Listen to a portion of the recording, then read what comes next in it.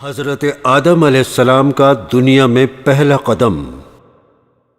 حضرت آدم علیہ السلام سب سے پہلے انسان اور سب سے پہلے پیغمبر ہیں۔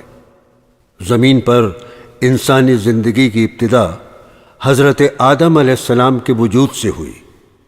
اس کائنات کو وجود بخشنے والی ذات اللہ کی ہے، وہی اس کائنات کا رب ہے، وہی ہمارا معبود برحق ہے۔ قرآن میں سورہ بقرہ آیت نمبر 30 میں اللہ تعالیٰ فرشتوں سے فرماتا ہے کہ میں زمین پر اپنا خلیفہ بنانا چاہتا ہوں۔ یہ بات سن کر فرشتوں نے کہا، کیا تو ایسے شخص کو اپنا خلیفہ بنانا چاہتا ہے جو خرابیاں کرے اور کشت و خون کرتا پھرے؟ اور ہم تیری تعریف کے ساتھ تسبیح کرتے ہیں۔ اللہ تعالیٰ نے فرمایا، میں وہ باتیں جانتا ہوں جو تم نہیں جانتے۔ اللہ تعالیٰ نے حضرت آدم علیہ السلام کو مٹی سے بنایا اور آپ کا نام آدم رکھا۔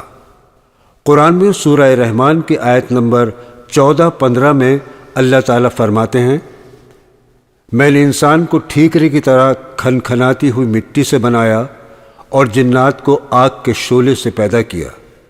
نبی کریم صلی اللہ علیہ وسلم کا ارشاد ہے کہ اللہ تعالیٰ نے حضرت آدم علیہ السلام کو ایک مٹھی بھر مٹی سے بنایا، جس کو زمین کی سب سطحوں سے لیا گیا ہے۔ اس لیے حضرت آدم علیہ السلام کی اولاد کی رنگت مختلف رنگ کی پائی جاتی ہے، یعنی کہ کوئی سرخ رنگت کا ہے تو کوئی سفید، یا کوئی سیاہ رنگت کا ہے، اور اسی طرح کوئی نرم مزاج کا ہے تو کوئی سخت مزاج کا ہے۔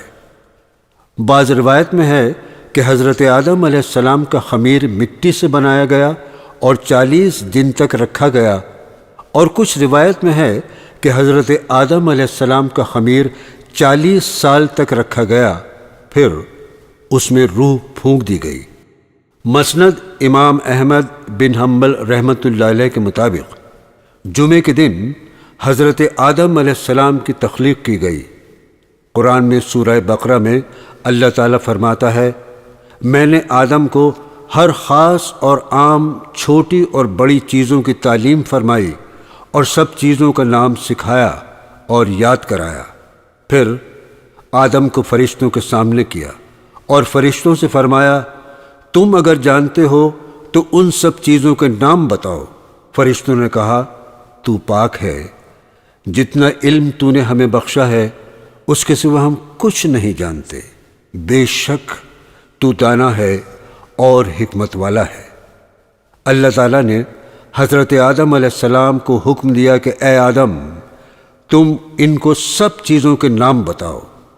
جب حضرت آدم علیہ السلام نے ان کو سب چیزوں کے نام بتائے تو اللہ تعالیٰ نے فرشتوں سے فرمایا، کیا میں نے تم سے نہیں کہا تھا کہ میں آسمانوں اور زمین کی سب پوشیدہ باتیں جانتا ہوں، اور جو تم ظاہر میں کرتے ہو اور پوشیدہ کرتے ہو سب مجھ کو معلوم ہے۔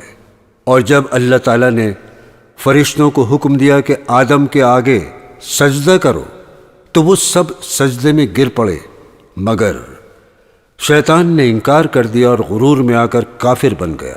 اور اللہ تعالیٰ فرماتا ہے قرآن میں سورہ الاعراف آیت نمبر 10، 11، 12 میں، اے آدم، میں نے تم کو ابتدا میں مٹی سے بنایا، پھر تمہاری شکل اور صورت بنائی، پھر فرشتوں کو حکم دیا کہ آدم کے آگے سجدہ کرو تو سب نے سجدہ کیا، لیکن ابلیس سجدہ کرنے والوں میں شریک نہ ہوا۔ اللہ تعالیٰ نے فرمایا، جب میں نے تجھ کو بھی حکم دیا تھا تو کس چیز نے تجھے سجدہ کرنے سے روک دیا؟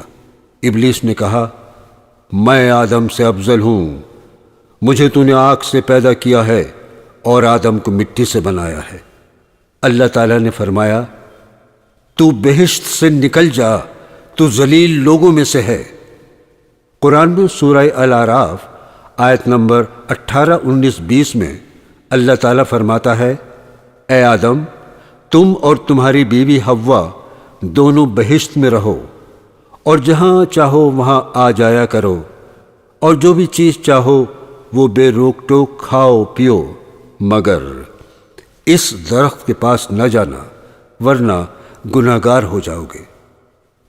ابلیس حضرت آدم علیہ السلام اور حضرت حوا علیہ السلام کو بہکانے لگا تاکہ ان کی شرم گاہیں جو ان سے پوشیدہ تھیں ان پر ظاہر ہو جائیں، اور وہ کہنے لگا کہ تم کو تمہارے پروردگار نے اس درخت کے پاس جانے کو صرف اس لیے منع کیا ہے کہ تم فرشتے نہ بن جاؤ، اور ان سے قسم کھا کر کہا میں تو تمہارا خیر خواہ ہوں، آپ دونوں اس درخت کا پھل کھا لیں۔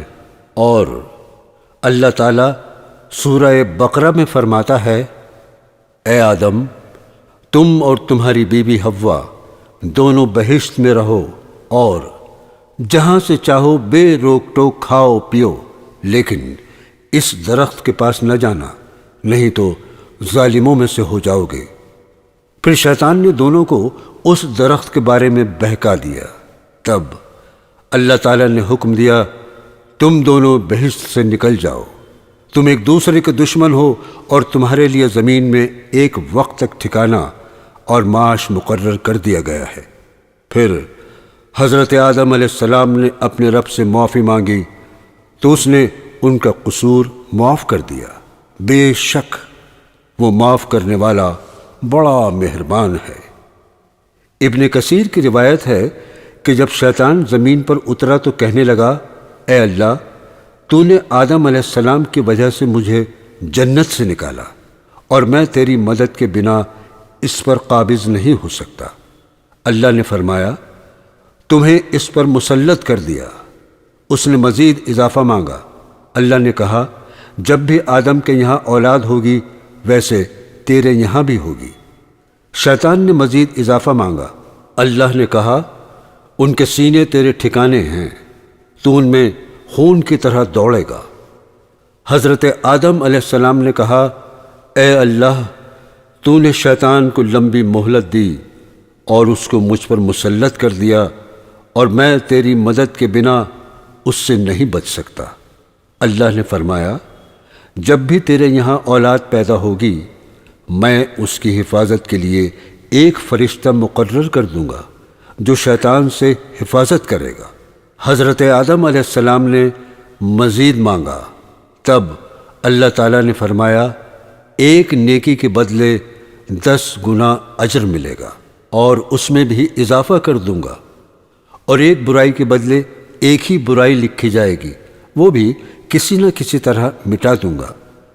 حضرت آدم علیہ السلام نے مزید اضافہ مانگا، تب اللہ تعالیٰ نے فرمایا اے میرے بندو اگر اپنی جانوں پر زیادتی کر بیٹھے ہو تو اللہ کی رحمت سے نا امید مت ہونا، میں تمہیں معاف کر دوں گا۔ حضرت آدم علیہ السلام نے مزید اضافہ مانگا تو اللہ تعالیٰ نے فرمایا جب تک اولاد آدم زندہ ہے اس کو توبہ کرنے سے نہیں روکوں گا۔ اس پر حضرت آدم علیہ السلام نے کہا بس اب مجھے شیطان سے کوئی ڈر نہیں ہے۔ جب حضرت آدم علیہ السلام کی وفات ہوئی تب ان کی عمر 960 برس کی تھی۔ ان کے بیٹے حضرت شیش علیہ السلام نے اپنے والد کی نماز جنازہ پڑھائی۔